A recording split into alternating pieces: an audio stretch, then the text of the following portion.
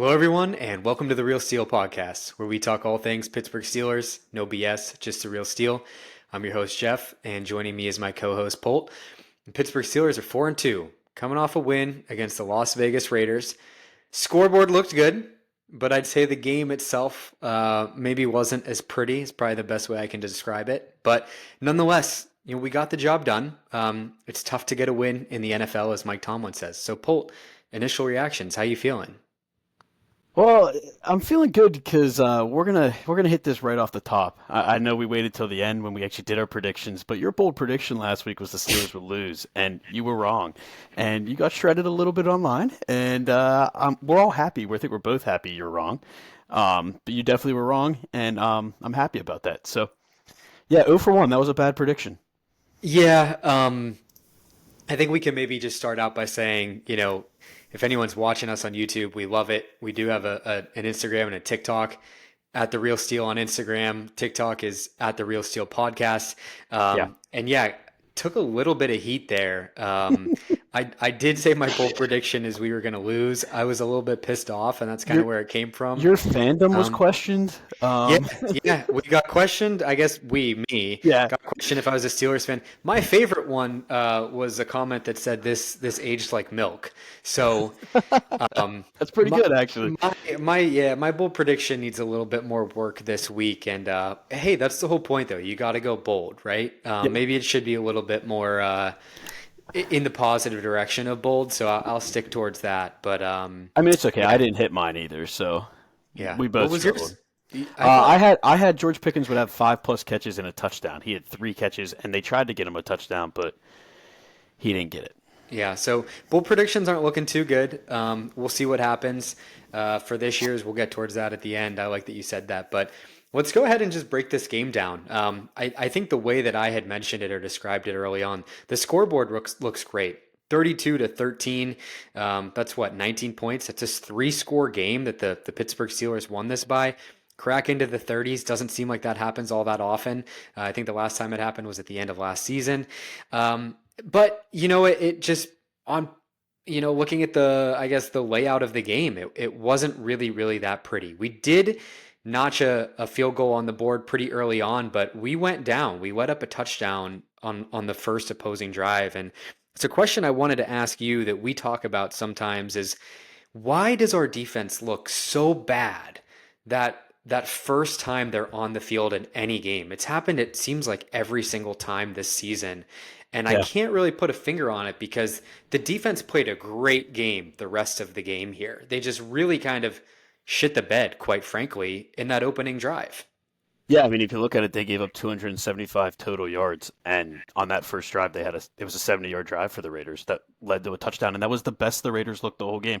I said this to you during the game, and I don't know how true this is, but my gut tells me that I don't know. These coaches must be able to see something on film that allows them to break down the Steelers, and when they actually have time to script the drive, they're able to script a good drive, and then we just adjust. That's sort of what it seems like. Because to your point, it's always the first drive of the game, and then everything seems to settle down except for the Cowboys game from there on. So I don't really know what it is, but it's definitely something that needs to clean up. If they have tells on the defensive side of the ball, they need to try to get rid of those and start out a little faster. Yeah, because what stands out to me, right? You let up a 10-play, 70-yard touchdown drive. Again, you go down 7-3. But the Raiders' next drives, three-and-out punt, Yeah, three-and-out punt, four-play fumble, and then a turnover on downs at the end of the half after 5 plays. yeah, So, I mean, really, the defense definitely stepped up. And then beyond that, blocked punt for the Raiders' opening drive, blocked another punt, or sorry, no, not blocked another punt, but they punted. yeah. Another fumble, an interception. We did let up a touchdown in the fourth quarter, but otherwise, like, the defense really played, I would say, lights out. So it is challenging and frustrating to watch that first drive seem to happen. But maybe, like you say, it has to deal with the scripting. Yeah, I mean, most teams or a lot of teams are really good when they have a scripted drive, and that's always the first drive of the game, and sometimes the first drive of the second half, and that does seem to be when we're most vulnerable. But to your point, we locked down the rest of the game, so I don't really know what happened. Aidan O'Connell looked really uncomfortable, and the Raiders in general just looked uncomfortable, and I mean, so that was definitely a positive, but the slow starts do seem to be a common theme. Yeah. So let's talk about the offense here. I mean, we went ahead and put on, let me count, one, how many touchdowns did we get? Four touchdowns? Three touchdowns? Two touchdowns. Let's see. Really? Two touchdowns and three field goals. All right, two touchdowns, three field goals. Nonetheless, decent amount of production out of the offense, but let's kind of take a deep dive here into, I guess, Oh, the you're team right. stats and It was three touchdowns. I don't really know what happened there, but yeah, three definitely three touchdowns. touchdowns and four field goals. Yeah, the math ain't math in there. Let's look at this box score though, because what I want to talk about primarily here from the get-go is, even with three touchdowns, Justin Fields very productive with his legs. 11 carries, 59 yards, and two touchdowns.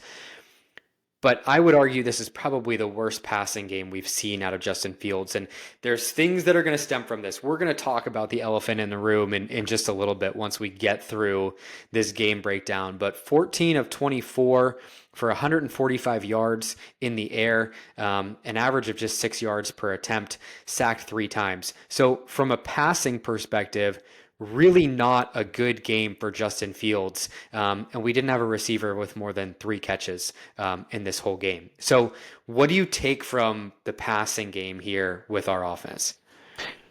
Yeah, I mean, I think the way I described it to you earlier this week was I thought it was a very uninspiring game Yeah. offensively. Yeah, we put up 32 points, which is awesome, and as a Steelers fan, I'm never going to complain about 30 points because that doesn't happen often. In fact, you mentioned that, but that's our first road game over 30 points. That's our most points on the road since Christmas Day 2017 Hmm. against the Houston Texans when they won 34-6, and Justin Fields was in high school. So that was a long, long time ago, and so we're not very used to this. So I'm never going to complain. But I will say there was definitely some things I didn't like. I agree. I thought it was Justin Fields' worst passing game of the season. He looked uncomfortable at times, where he just there was a string there where he just missed three or four straight throws, Yep. and it was And had an wasn't even really interception that got close. called back too. He had and you could argue that wasn't really a roughing the passer. It was kind of a weak call. Yeah, I think he got bailed out a little bit, but really what I look to is, sure, 32 points, that's great. We took advantage of our opportunities. We didn't have a single drive, and we had one touchdown drive. I'm sorry, the first touchdown in the second half that we had over 50 yards in the drive. It was a 7-play, 80-yard drive, and that was the Najee Harris 36-yard touchdown run. Mm. Other than that, all of our scoring drives were 37 yards, 43 yards, 30 yards, negative 10 yards, 7 yards, and 18 yards. The defense set us up in unbelievable positions and great opportunities to score, and we took advantage. But Yeah. we never really, only once did we drive down the field and actually have a full drive, which I thought was really disappointing. Yeah, that's a really, really good point. I mean, the defense certainly set us up for success in this game, Yeah. which you could argue we watched every game last year. We've watched every game the past few years. That doesn't always happen. And No. so to get some level of production, I did find myself saying in this game, like, hey, I will take a field goal here. Like a field goal is fine. Whereas in other, instances, I want to be a lot more aggressive. And Yeah. so I'm quite happy with that. I think we didn't see really strong production out of the offensive line in this game, and the run game was fantastic. And I think I'm trying to find the word, but there's almost a dislocation between how productive the running game was versus how poorly the offensive line played. Right, Absolutely. like Justin Fields alone, almost 60 yards on 11 carries. But Najee had himself a day. He had over 100 yards and a touchdown. You mentioned that 36 yard long run that he had. We also got Jalen Warren involved, Jonathan Ward. They didn't play as great, but nonetheless, the running game came together pretty well with 183 yards on the ground for Yeah. the Pittsburgh Steelers in this game, and I think that's really something that we've needed to happen for a while. And Najee was running really, really hard in this game, and so I think that deserves a special shout out too. And good to note that, hey, when the passing game is struggling, at least we can rely a little bit on the run game. Yeah. I mean, I don't think the Raiders defense is anything to write home about, especially on against the run. Hmm. But you're right. All year we have not had a running game like this, so to finally see the rushing game, especially Najee Harris break out, was really, really encouraging. I thought Najee, to your point, the line did not if you go back and watch some of the highlights, the line did not look like they blocked very well, and Right. Najee somehow made a difference even without a hole. Even that 36-yard touchdown run, if you look at it, there were two Raiders, including Robert Spillane, almost completely unblocked that had both had an opportunity to tackle Najee, and they weren't able to do it, and he was able to break it and get the touchdown. So I do think the offensive line is still a point of concern. Um, but I mean, to your point, that's where Justin Fields being able to run the ball, the 11 carries for 59 yards. There was a play where in the first half where Broderick Jones literally didn't block anybody and Yep. looked like he was lost. And it was a broken play because of that. It was a free rusher, and Justin Fields was able to get a first down out of it, a 10-yard run, just because of his capability with his legs. I think we do need to mention with Justin Fields, though. Yes, I agree. Not his best passing day, 14 to 24 for 145 yards, 3 sacks for 35 yards. Had that interception that got called back, like you said. But I will say he did have like a touchdown pass to George Pickens that George Pickens dropped. He had a couple other passes that were dropped and not played well. So, I mean, it was definitely, like I said, uninspiring and not very good, but he did have some opportunity to maybe pad the stats a little bit that he didn't get help with. Sure. Yeah, it's a good point. We'll go into a little bit of a Justin Fields kind of breakdown, I think, as we, again, I'll say it again, the elephant in the room here with the Yeah. news for the Pittsburgh Steelers today. But I just want to go back to Najee real quick. Just an interesting piece of information I saw. This was week 6. It was the first touchdown that Najee scored this season. And the same thing actually happened last year. It took Najee until the 6th game for Oh him to wow. score his first touchdown. He ended up with 8 on the season. And so hopefully that's a number that he can match or continue to get better. But really, really good game out of Najee. I mean, a lot of angry runs. We've talked about that before on previous episodes. Najee, Yeah. doesn't get a lot of credit where credit's due, I think. And all season long hasn't had production and generally speaking, and he's been running really hard, and so it was good to see this pay off. I love Najee. I'm a big Najee advocate, and I think the dude's awesome. So it Yeah. was good to see things kind of pan out for him. It was cool too because I think the heat in the media and within the Steelers community had really, I don't know, boiled over almost Hmm. right before this week, really saying that he's a bust and he's not a very good running back and all of that jazz. And he came out and just proved them completely wrong. And if you look at his post game press conference, he was very adamant, or he kind of alluded to all of the haters online, and was kind of saying how he showed how he can really play. So that was good. It was good to get Jalen Warren back, although I don't really know if he looked healthy. Um, he made an unbelievable play on that The terrible fumble recovery. lateral pass that Yep. was a fumble that he got in the middle of three Raiders, and I do think he is going to be a very important piece. But it's important to get him fully healthy. So, yeah, the running game 35 for 183 and 3 touchdowns is phenomenal. So we'll take Yeah. that. And Justin Fields now has 5 rushing touchdowns on the season. That's the most rushing touchdowns by a Steelers quarterback since Cordell Stewart in Wow. 2001. So, really great accolades for at least Justin Fields' legs. And I have a couple of remarks to make on that in just a few minutes. But Yeah. while we're talking about the offense, I want to ask you a question. Sure. And actually, I need to admit some fault here. I think I already did, maybe last episode or the previous, but I was totally wrong, man. I was 100% wrong when I said that our wide receiver room is going to be fine. It's not.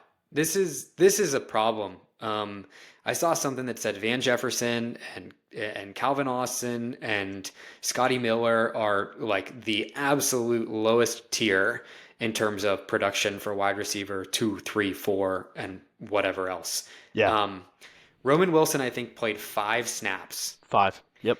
5 snaps.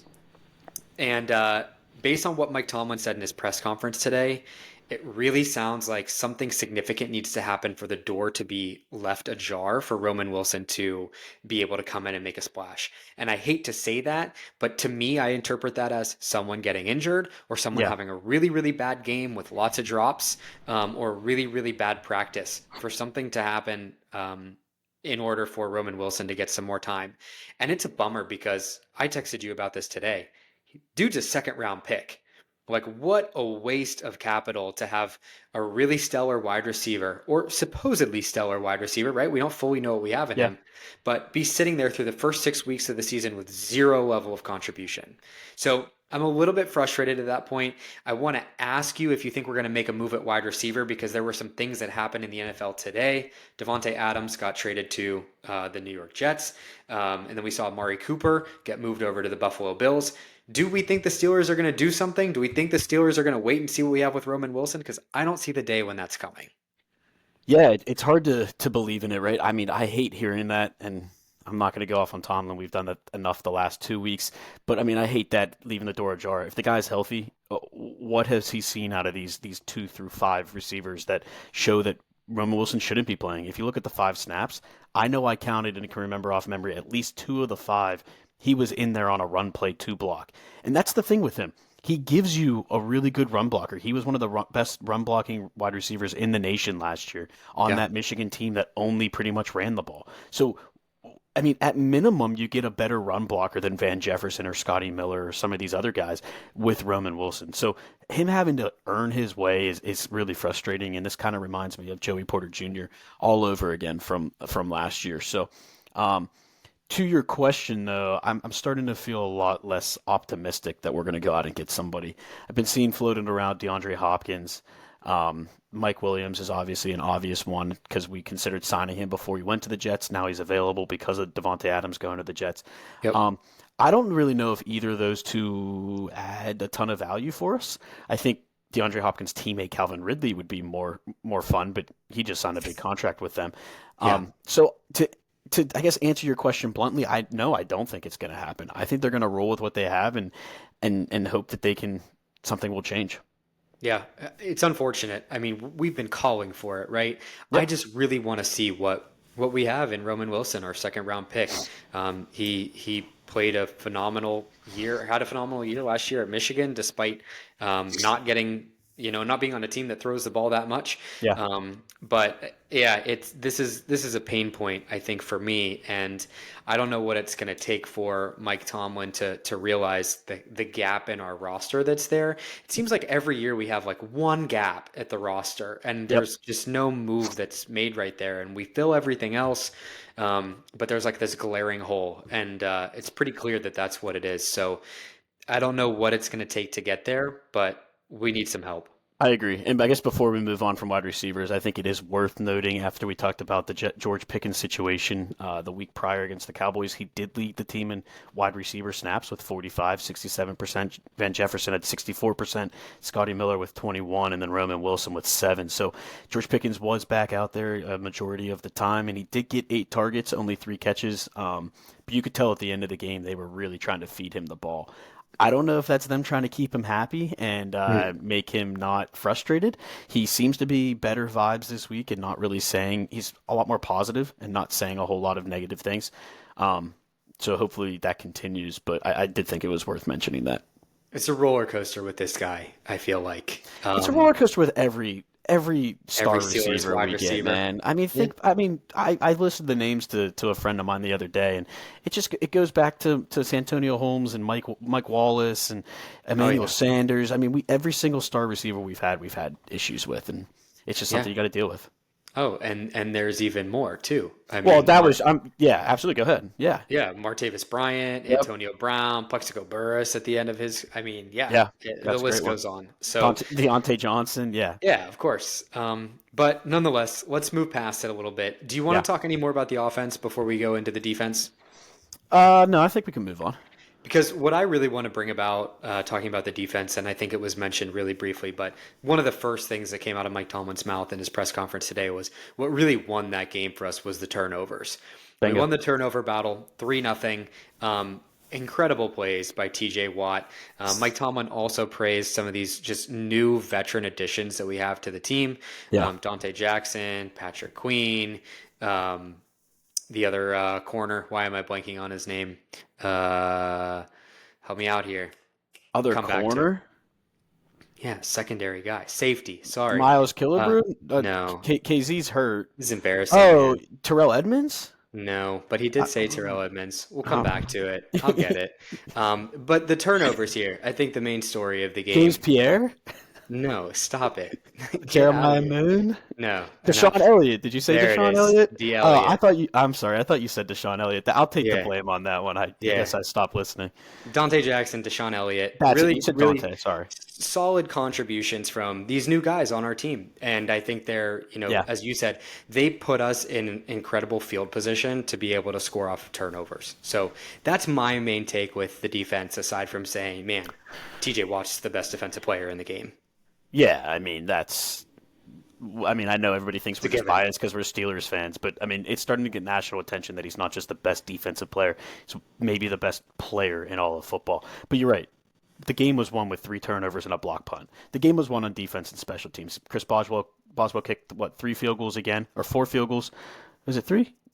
No, 4 field goals. Yeah, 4 field goals, and then we had the 3 turnovers and the block punt. I mean, that's where it is. Those all of those plays set up. I think the majority of our scoring drives. Right, if you look at it, our first scoring drive was off of the first. I guess our first two were not off of turnovers, and then we had a touchdown which was off of a fumble, the first T.J. Watt fumble, and then we had another fumble that I think we. I mean, I don't know. Just most of the points are off of turnovers. Yeah. I gave up there, and We're off today. We're off. Yeah, it's but the three not our best turnovers performance. and the block punt definitely were the turning points in the game and set us up, as we talked about. The offense didn't have to move the ball very far, and I think that was really important for this game. Yeah, I mean, let me just talk about TJ Watt for a second because I don't know, unless I'm jumping the gun here. No, go ahead. Are we ready to balls to steal it or Go ahead. Go what's ahead. going on? Because I really just, Najee was a close candidate for me, but I gotta give my balls of steel here to TJ Watt. Okay, TJ Watt, this is the fifth time TJ Watt has had two forced fumbles in one game since 2017. No one's ever done that more than three times. Yeah. TJ Watt, after the first 6 games of the season, 4.5 sacks, three forced fumbles, 8 tackles for loss, and one fumble recovery.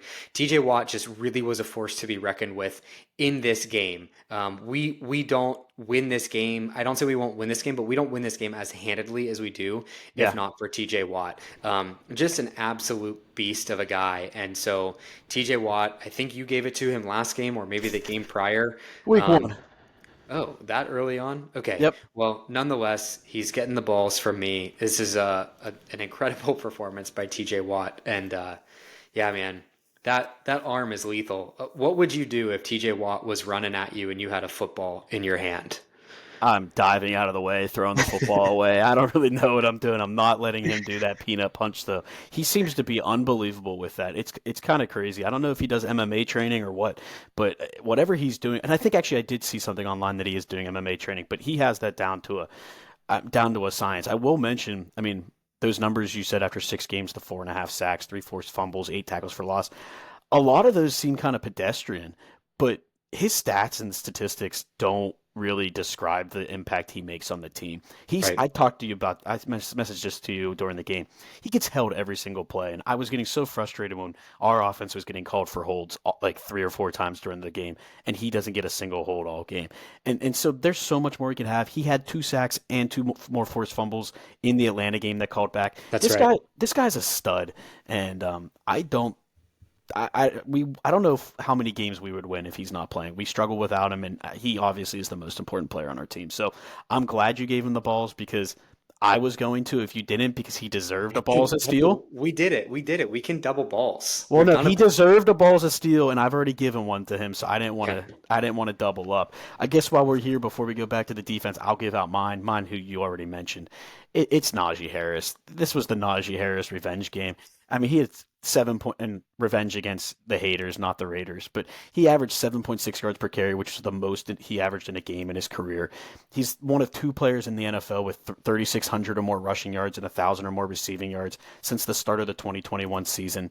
The guy had, I think, he had 5 missed tackles forced on Saturday, 4 runs of 10 plus yards, which included plus 60 yards over rush yards over expected. The guy was just making holes for himself, and really really played an awesome game. So 84 yards after contact. I mean, it's just crazy. The numbers go on. So Najee Harris gets my balls to steal. Love it. Very deserving. I'm happy it ended up this way because he was the other direction I Yeah. wanted to go. So go ahead. Can I give an honorary mention? And this really has nothing to do with the game because he didn't play. I thought you were gonna say the fans, because shout out to the fans, man. That Oh, was an incredible performance. absolutely. The fans are awesome, and it's just becomes it's honestly like a given at this point. I hate to say that because I don't want to, you Yeah. know, not think about it or not appreciate it, but they're awesome. No, I was going to say Cordero Patterson. He's Huh. been if you're on Twitter or X, go give that man a follow. He's pretty entertaining online. He's been like a player GM so far this week with the for the Pittsburgh Steelers. This Okay. week, so after the game, he was tweeting Devontae Adams, trying to get him to come to the Steelers. Then Devontae Adams got traded to the Jets, and he tweeted at Mike Williams saying, "Come on, buddy, come to the Steelers." He's trying to recruit all these players, which I think is funny. And then, the elephant in the room that you keep mentioning, the quarterback situation. He tried to diffuse that by saying that he's the quarterback this week, so nobody has to ask questions anymore. I just think he's been really funny. So I think that's a good vibe for the team. You need that kind of veteran leadership, and I think he's really doing it. And speaking of him, he might be coming back this week. So Yeah, yeah, getting healthy, so that's good. I like that. We'll give you that. Throw that in maybe like the tweet of the week category. I like I that. I think that's fair. Tweet of the week. I like that.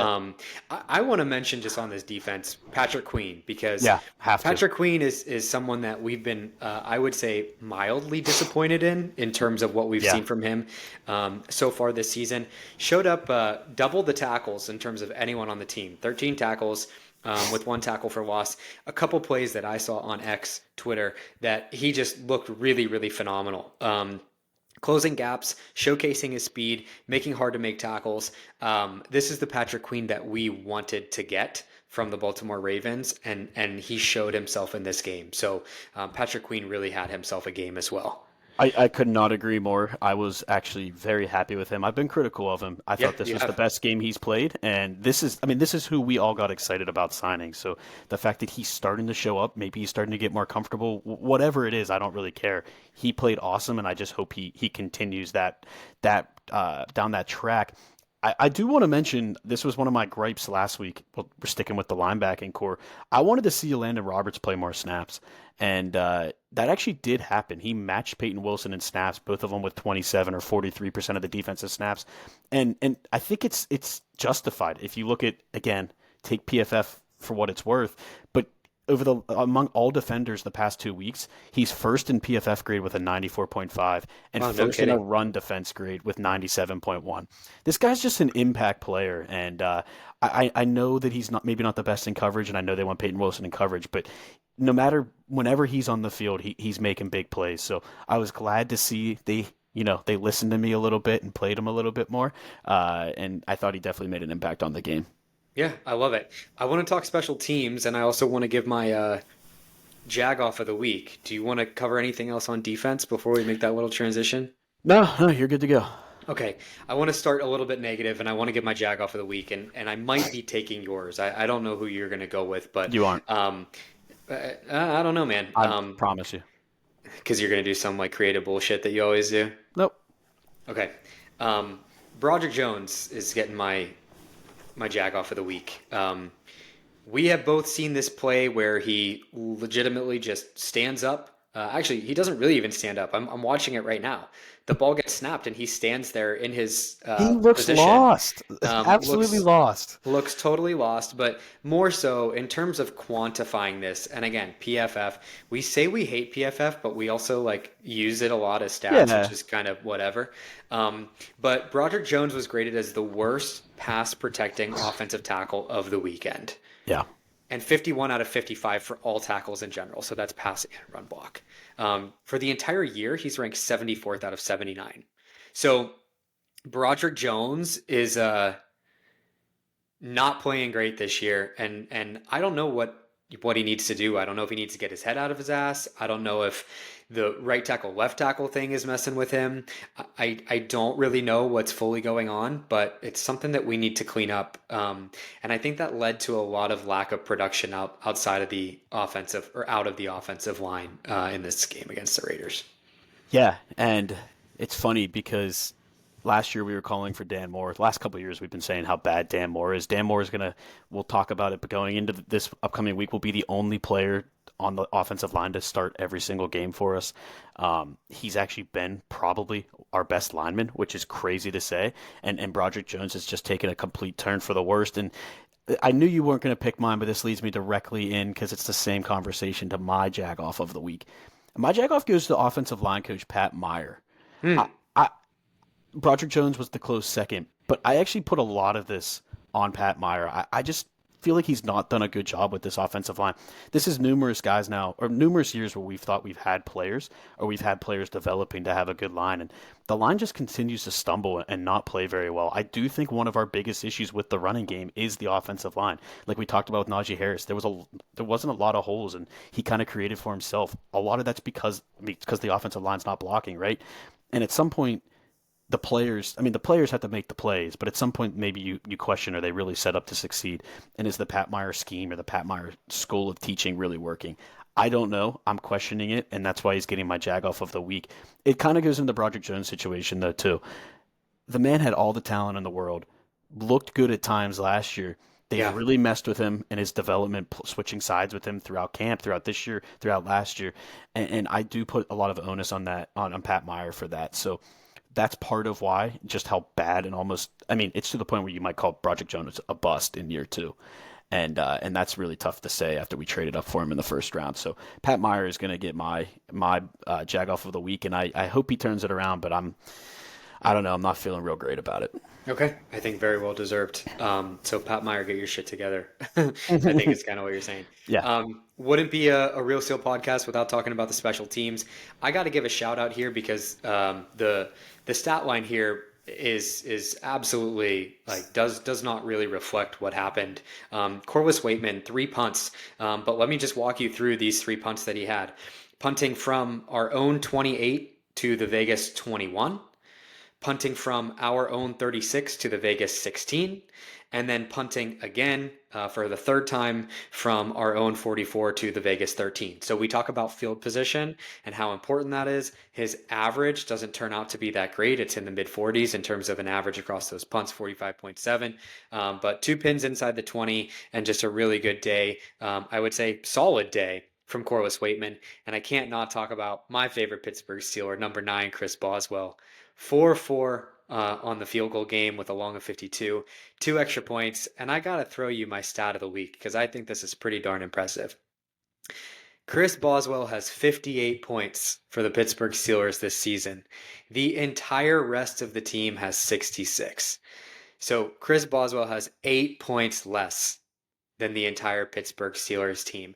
And oh, by the way, there's a really, really great article out by Steelers Depot that says Chris Boswell is on pace to potentially make NFL history in terms of having the most field goals in a season. So shout out Boz. He so far is my balls of steel for the season. You know how we did that at the end of last season? He's yeah, I my do. balls of steel. I might have gave it to him last season I too. think you I'd have did. to go back and listen. But he's my balls of steel for the season thus far through 6 games. Great stuff. And we didn't even mention the blocked punt. How about that? The, Jeremiah Moon, man. I mean, that was yeah, awesome, and he's not even like he's been on the practice squad or injured most of the year, so it's not like he's out there every week, rushing.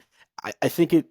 I got to give the credit to Miles Killebrew. He's a pump blocking specialist, and you saw how happy he was when he met Jeremiah Moon in the end zone. That was a huge play. It was another yeah, scoring drive after that. So, yeah, our special teams was phenomenal, and honestly, you could argue our special teams has won us a couple games this year. At yeah, least for the sure. Atlanta game for sure. But yeah, great points on everything, though. It would not be a Real Steel podcast if we didn't mention special teams. And we have been slacking a little the last couple of weeks in our special teams talks. We've had other things to discuss. So I'm glad you got the hit on that. Corliss Waitman's been great after the Cameron Johnston injury. So, Yeah, yeah, and the Wizard of Boz is the best kicker in the league. So yeah. that's all we have to say there. Good. Okay, a couple other things I want to say just before we transition out of this. We lost Zach Frazier for probably a week-to-week injury. Our center, Ryan McCollum, is going to fill in for him this week and probably maybe 1 or 2 weeks to follow. They're kind of saying week to week, so I'm not sure how long that will be. Herbig's still classified as out moving forward, but as you mentioned, Cordell Patterson, as well as Alex Highsmith, DeMonte Casey, and Michael Pruitt are all working, and I think there's a good likelihood that we could see those back, particularly Alex Highsmith. Highsmith. So that's pretty exciting. That's huge, especially coming against the Jets. I mean, that will open TJ Watt up a lot more. So I will want to mention, we've talked a lot of offensive line. This has been the offensive line podcast. Um, I didn't realize this. Spencer Anderson played 11 snaps. I guess he played a little bit. I don't actually know. He played 11 snaps, and Calvin Anderson played 9 snaps in this game. I wasn't really aware of that. And Dan Moore did not play every snap. He missed 8. So I don't know when that all happened, but that did happen. So if you were curious, those guys got some snaps, in addition to Ryan McCollum, who played 18 snaps in Zach Frazier's stead. I hope he's okay. It sounded like we got really good news on him. Week to week was way better than Yeah. IR at the moment, and we will deeply miss him this upcoming week. Yeah, we But will. a good thing it's not a season ending. Another game with the Steelers having a new starting five at the offensive line, so nothing we're not used to. Yep. So Come on, Pat Meyer. come on, Pat Meyer. All right, you ready to talk about this big old elephant in the room here? Yeah, I think we have to. All right, so let me lead in because I listened to Mike Tomlin's press conference today fully, and there's a couple things I want to talk about. So, for any listeners who might not be aware, which I don't think would be anyone if you're listening to a Pittsburgh Steelers podcast, to not know what is going on right now. But I would say media reports right now are saying that Justin Fields is not going to start next week and Russell Wilson is. I think we need to break this down a little bit. We need to pull out the real steel and we need to pull out the BS. We need to break this down a little bit and kind of dig into things. So That was good. here's what thank you. I've been working on that. Here's what Mike Tomlin said, okay? Mike Tomlin said that Russell Wilson is fully healthy and he is in consideration for this week. In quotes. He is in consideration for this week. He Yeah. expects Russell Wilson to take some snaps with the first team. And at the same time, he's also saying that we have a player with talent that hasn't had the opportunity to play, and it doesn't have anything to do with Justin. With that, he continued to talk about Justin's ability to use his legs. He said that Russ does not have the same ability to escape that Justin does with his legs, and that that's an X factor for Justin. But we are now at a position where Mike Tomlin is saying that Russell Wilson is fully healthy. He's going to make a decision closer to game time in terms of who the starter is. And I think we have the media in a flurry right now, assuming that Russell Wilson is going to be our starting quarterback. So I have a few initial thoughts on this, and I think maybe I can start. Yeah, And go ahead. I want you to kind of chime in or talk me out of this wherever you think. But first of all, I would have played Russell Wilson with 8 minutes left in this game against the Las Vegas Raiders when we were up 3 scores. Why would you not do that? There's no risk in terms of what's happening with the game. You're essentially benching your starting quarterback to keep him healthy, and you're putting in Russell Wilson, and you can say, hey man, leash is off, do whatever you want, run the offense. Why would you not do that? That I think would have been a great way if Russell Wilson is fully healthy to get a little bit exposure in game time. And if he came out and did a couple things, then maybe that kind of, skyrockets this conversation to say, oh, Russell Wilson should be our starter. Throws a couple deep shots. Who knows? I would have loved to see that. What you're looking at right now, I think, is Justin Fields, as we mentioned, had his worst passing game of the season. There's no doubt about it. Yeah. But I am standing firm in my belief, and I think Mike Tomlin sees it too, that what we get with Russell Wilson is not what we have with Justin Fields in terms of the scramble and running ability. We lose that. I think we flat out lose that. Russell Wilson does not have the ability to do what he did 5, 10 years ago in his career. And so while everyone and their mother can argue that Russell Wilson is perhaps going to be a better passer, we've seen a lot of great throws from Justin Fields. He's coming off of his worst game. I think it's going to improve throughout the rest of the season if he plays. So I'm just struggling here seeing what's happening, and I don't fully think that it's the right time to make the move just yet. Yeah, so wait, what was your take from the press conference? So my take from the press conference is that Mike Tomlin hasn't made a decision yet. He's not saying that Russell Wilson is going to be the starting quarterback for the Pittsburgh Steelers against the New York Jets in week 7. Yeah. I think things are being taken into the media, and a lot of different outlets and newscasters are saying that Russell Wilson is going to be the starter. And I watched that press conference and I didn't get that sentiment. Yeah, I think people started jumping on it last week when he said that he was going to come back and play, that Russell Wilson was going to be starting. I think people were definitely misconstruing Tomlin's words, and maybe this is gamesmanship and partly what he's trying to do. I agree with you from the wording and how he talked about it. I think he's gearing up to potentially have Russell Wilson play, but I don't know if he means this week. First team reps is first team reps, but that doesn't mean Justin Fields isn't getting first team reps. He never said that. And so I kind of took out of this too that Justin Fields probably will still start, but maybe not. So I think you got to start there. I mean, I got to start with this whole thing is just it's got to be tough when you're in the locker room. That's why I do appreciate Mm-hmm. Cordero Patterson's kind of humor on it. I know the locker room wants to have a guy that they can rally behind and get behind, and he just seems to be leaving the door ajar and not really choosing, and he hasn't chosen all year that Justin Fields is the quarterback. So I think that's got to be tough from a locker room perspective. But I, I don't know if I agree with your end of the game thing last week. I think that kind of goes along the lines of it continues to open the door even more.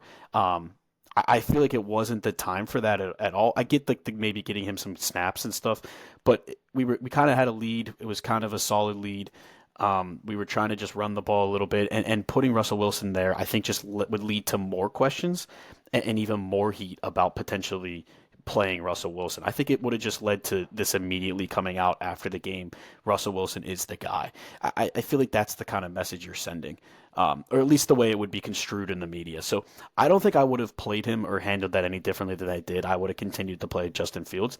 But I do agree with you. I think the Russell Wilson experience, we'll call it, is coming. I think it's on its way. And you know, during that game, I think I told you, and I definitely felt this. I thought Russell Wilson was going to come in after halftime. I really did. I thought that was the word I keep using, uninspiring first half, and just overall game passing the ball. And I thought maybe it was time to give Russell a chance. Maybe he can do better in the passing game. And I do still believe. I think my opinion has slightly changed that maybe he can help in the passing game, and maybe he will be better than Justin Fields.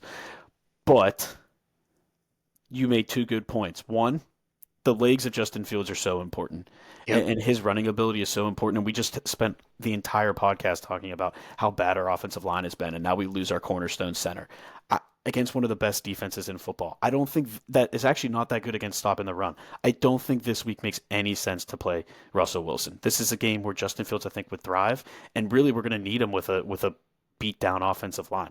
That's number one. Number two, I just don't think Justin Fields has done enough to not to be pulled from the game. If you look at it, I saw this online, and this is very subjective, but after a 4-2 start last year with Kenny Pickett, Justin Fields actually has better stats and has, I think, played better than Kenny Pickett did last year. He doubled down that Kenny was the starter and didn't even consider making a change. And I don't know. I think it's kind of unfair to Justin Fields to make that True. swap right now. And I do think Russell Wilson's coming if Justin Fields doesn't step it up in the passing game. But I just don't think it's this week. Yeah, I think one thing I want to hit on with you saying that about comparison to last year and comparison to Kenny and everything, that if you're on social media, you see all this stuff out there about Justin Fields' stat line compared to Mahomes or Yeah. compared to CJ Stroud with completion percentage and touchdowns and whatever. I think that's totally irrelevant. Oh I yeah. think it's so, and Mike Tomlin said this at his press conference too. It's so different comparing one year to the next Yeah, or to that's the true. to the previous. I think the situation that we're in is like Russell Wilson is complicating this so much. And maybe he does add a lift to the team, but maybe he doesn't. And the fact that I think, like you said, there might be separation or anxiety within the locker room about not knowing what's going on and so much uncertainty. Like it's going to get to a point where it's going to cause more harm than it is good. And so I think Yeah. what needs to happen, what I would be calling for, would be Mike Tomlin just to make a simple decision That's and yeah. just say something and communicate. But that's not what Mike Tomlin does. Now, he It's said a so few frustrating. things. Yeah, he said a few things today. He got asked the question of, you know, would he play two quarterbacks at any point? And he said yes. He said like that could certainly be something that he does, which I thought was interesting. But I don't know. To me, I just sit here and I think, what we lose with Justin Fields' scramble ability and his legs, we don't gain with Russell Wilson's passing ability. That's the way I see it, at least right now. And I do think we should, I hate to say wait until Justin Fields makes a significant mistake, but you wait until you're down pretty bad in a game at halftime, or you need a new spark or something like that. Like he Yeah, did that with Kenny Pickett last year or 2 years ago, yeah, whenever it was. last year Um, or 2 years. so Yeah, I think that's what we need to do is like, granted the performance this week wasn't that good, but we won 32-3. And regardless of your quarterback not having a great passing day, he was still at the helm and led you, to score well and to win a game. So I think it'd be a pretty rash decision to go ahead and make that move. I just feel like I sit here and I'm like, how many times is it going to take for Russell Wilson to sit in the pocket, throw the ball away, and get sacked until Mike Tomlin sees that, and it becomes pretty clear? So I don't know.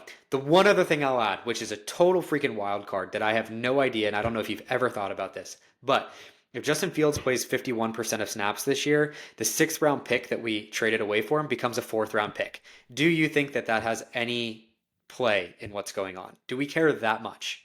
I think I mentioned this about something else earlier in the year, and I questioned if that was why they were doing something. No, I really don't. Well, I don't know. I don't think so. I want to believe at least no that they don't really care about draft picks, especially a fourth round day three pick. They just want to win. So if we wrap this up in summary, my take here is we don't have direction in terms of whether or not Russell Wilson will be our starting quarterback week 7 against the Jets. It Yeah. hasn't been fully decided. Mike Tomlin said he'll make a decision closer to game time.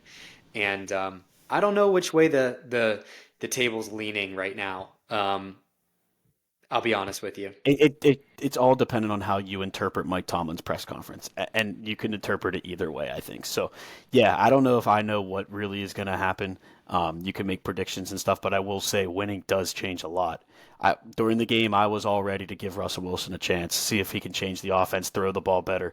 And I mean, and I've been a very big Justin Fields supporter here, and I want him to be our franchise guy, but winning and putting up 32 points kind of heals all. And I'm ready to stick it out another week with Justin Fields and see what he can do. All right. So with that, do you want to go into a little preview for the Jets game? Yeah, absolutely. Okay. So Sunday Night Football in Pittsburgh, New York Jets. Jets are coming off a Monday Night Football loss to the Buffalo Bills, so it's a little bit of a shorter week for them, which I think plays in our favor. Um, Obviously, the New York Jets are being manned by Aaron Rodgers. They just fired their head coach, Robert Saleh, a week ago, so they have had one game with their interim head coach. So this will be his second game of the season. Again, Aaron Rodgers, you could argue he's washed up, maybe not. He's still making some pretty crazy plays. Had a huge Hail Mary that he just threw leading up to the end of the first half against the Bills. They just made a move to acquire Devontae Adams. We mentioned that, star wide receiver. Don't know how much he'll play necessarily in that game, but the one thing I would point out offensively for the New York Jets, they have a really, really stellar running back duo, particularly Brees Hall, absolute stud in terms of what they have with their RB1, but Braylon Allen has proven to be a really good kind of depth piece for them. And then, of course, you have guys like Garrett Wilson at wide receiver, too, who are also going to be, tough to play against and tough to cover. So that's not even saying anything about the defense and some of the guys they have on that side of the ball, too. But I think it's a challenging matchup for the Steelers. The Jets, their record is what? Their record is 3-3? Yeah. 2-4. 3-3. They're 2-4. You're right. 2-4. Record doesn't necessarily reflect what this team is in the New York Jets. So I'll be interested to see ultimately how this game pans out. So what do you have in terms of numbers? Yeah, they are. As you talked about the Aaron Rodgers-led offense, they're actually still 22nd in the league in points scored. They're actually behind us in average points per game with only 18.8 per game. They passing their 16th. Although they have those two really good running backs, they are 30th in the league in rushing yards per game. I didn't know that. Yes. Now, granted, they did have 121 yards last night, and Brees Hall did finally seem to get going, but they do struggle running the ball, so hopefully we can stuff that. Defensively, we talked about it. They're one of the better defenses. They're 7th in the league in points per game, only allowing 18. They're second against the pass. They gave up 200 yards to Josh Allen last night. I think in the air, 210, but they gave up 149 rushing yards. They are 17th against the run, giving up 124 a game. So, again, this is where I think Justin Fields could really make a difference. This is where the offensive line is going to be a big thing too. Like we said, we have a new center, in addition to a backup right guard and Broderick Jones at right tackle. So kind of a makeshift offensive line for this week, but hopefully we can run the ball and make some plays with whoever is in there at quarterback. Going into the game picks, though, we have actually flipped as of today. This is being recorded on Tuesday. We are now Interesting. home underdogs Wow. on Sunday Night Football, wearing the historic block number jerseys, with the gray helmets. They're going completely old school. What's your stat on the block jerseys? We're pretty good with them. 4-0, 2018, 2019, 2022, and 2023. Beat the Browns, Rams, Raiders, then Packers. 4-0 in the block jerseys. Don't get me wrong. I would have loved to see those Bumblebee jerseys come back. I think that's the change that the I'm more Steelers of a need. block jersey guy. But block jerseys, Pittsburgh Steelers are 4-0. So that's a good stat line.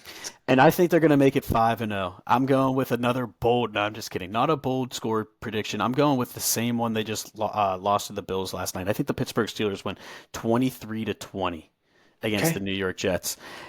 Here's my bold prediction, and maybe it's not that bold, but it's a very long one with a lot of things that have to happen. All right. My bold prediction is Justin Fields starts the game, has 50 passing yards, 50 rushing yards, 200 plus passing yards, and 3 total touchdowns. So Okay. 250 total yards and 3 touchdowns after starting the game. I'm here for it. I would love to see it happen. And I'll be totally honest with you. You took my bold prediction. I was going to say Justin Fields is going to start the game. That's what I thought was going to happen. So I'll give you my backup bold prediction, Oh, which okay. I think is a little bit. I think is a little bit bolder. So come at me on social media. I'm not very good at this, but Neither there's of a us shot in the are. dark that I think there's some legitimacy here. My bold prediction is going to be that Jalen Warren has more production than Najee Harris does. Um, I think the Jets now have a lot of film on Najee, right? Really, really great game. Best of his season that we just saw with Najee, coming off of his best week. I think the Jets might be able to kind of plug in and stop the run against Najee. And I think we're going to utilize Jalen kind of coming off injury a little bit more. Hopefully he's Yeah. in a better place health wise than he was in the last game. And I think that plays in my favor too. If there is a move to Russ at quarterback, I think we might utilize some more kind of screen plays to Jalen Warren. So Yeah. my bold prediction is that I think we're going to see more production in terms of a stat line from Jalen Warren than we will Najee Harris in this game. I like that. I'm okay with that. We need to get Jalen Warren going, so that'd be good. Yeah. So a little bit of a housekeeping before we do close off here for this episode. I gotta say, I'm gonna be in London next week, and it's a tough time to be in London when we have a Sunday night football game because if I do that 5 hour time difference, that's like a 1:30, 1:15 type kickoff. Um, you know me. I mean, we both are. We're diehard Steelers fans. I got to work that Monday. So that's going to super, super suck. And I don't know if I'm going to be able to make it. But hopefully my boss isn't listening. Or maybe if he is, there's a chance. I'm not going to say I'm not Oh going to not man. going to watch it or go to a pub or something. We'll see. Nonetheless, we are really going to try to film a short episode. No promises or guarantees. It might not work out. So if we don't, talk to you guys next week, it will be the following week after week 8. But Yeah. hopefully we can get a short episode out there next week. And yeah, that's kind of all I got. Does that sound okay? Yeah. Safe travels. Have fun in across the pond. Across the pond. Yeah, man. Well, hopefully the Steelers can bring home a victory, and hopefully I can, get to experience it somewhere Yeah, else. So that'd be fun. cool. Well, thank you guys as always for listening, for watching. We appreciate it. Give us a follow on social media, and we'll talk to you soon. Thanks, Thanks everyone. everyone. Peace.